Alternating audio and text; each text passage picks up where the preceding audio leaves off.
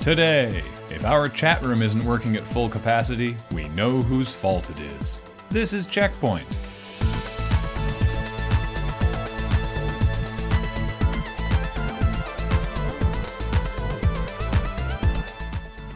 Hey everybody, guess what we forgot to work out? What our intro and outro was gonna be. So Graham, knock knock. Who's there? Luke.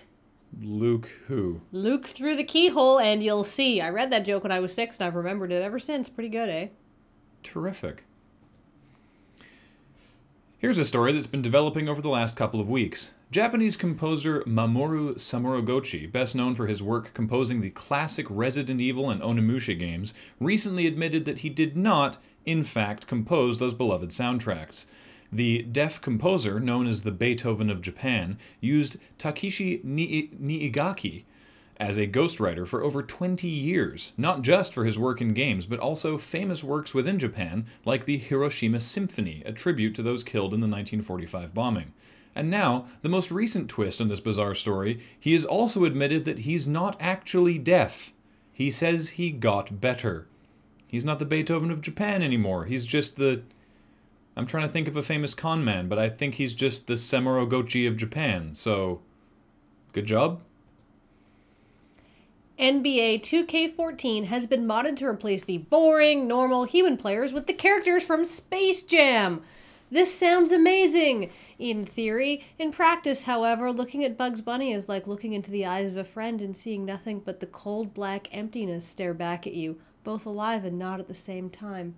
It's less visiting the uncanny valley and more being dragged, dumped into an uncanny sack, being stuffed into an uncanny trunk, and then driven deep into the middle of the uncanny backcountry and left to die. The newest mythical Pokemon has been announced for Pokemon XY. She's called Diancie, and she can make diamonds out of thin air, which sounds crazy but delightful and magical, until they try to explain it by saying that she makes these diamonds by crushing atmospheric carbon molecules between her hands. That's right. Now you can enslave a Pokemon so powerful it doesn't just create diamonds, it can alter the very structure of a molecule with its bare hands, just by getting the jump on it in some tall grass. Peter Molyneux has said some bad stuff about the new free-to-play version of Dungeon Keeper. So how does he reconcile his comments about Dungeon Keeper with his upcoming game Goddess, which will also be free-to-play? Well, according to Molyneux, the game isn't actually free-to-play, it's invest-to-play. What does that even mean? Well, according to Big Pete, the monetization in Goddess hasn't even existed before.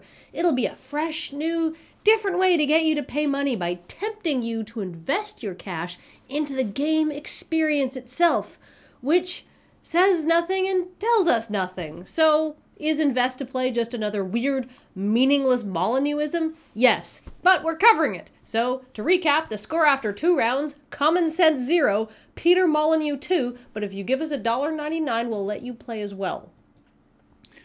Are you bored with nothing to watch, and we're not streaming?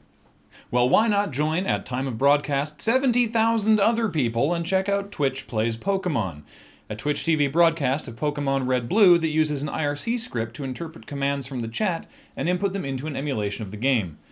Tens of thousands of people screaming left, left, left, down, down, up, up, start, A, A, A, B, B, B, B, B, B, B, sounds like it would be hellish. And it is, but they've managed to make a significant distance into the game, which is staggeringly impressive because with 200 lines of chat per minute, the main character looks like they're basically moving by Brownian motion at this point, pulsing back and forth around the screen while making the smallest progress increments possible, and occasionally being told that no, you can't use that here.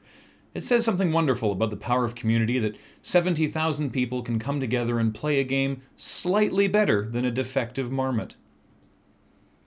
So, Graham, did you have a chance to think of an outro while we were reading our stories? Knock, knock. Who's there? Luke.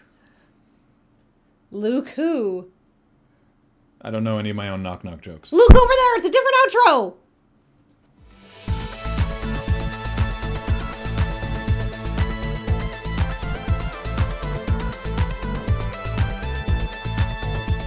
Coming up, Jackbox is releasing a new mobile game that's a combination of Scrabble and mini golf. hosted by a sassy octopus. Now, I like all three of those things, but I'm not really sure how they're supposed to work together.